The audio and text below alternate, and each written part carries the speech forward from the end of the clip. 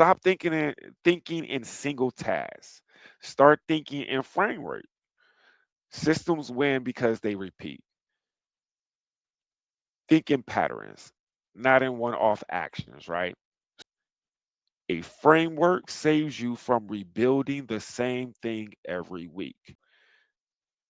This Emerald Circle Live framework saves me from rebuilding the same thing every week. I don't have to rebuild this every week. I just have to plug and play the topic.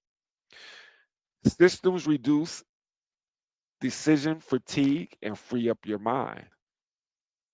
If you want less decision making, create a system that frees you up from that. Systems are meant to be in place to give us freedom, to give us a clear path of whatever we're trying to do and the outcomes.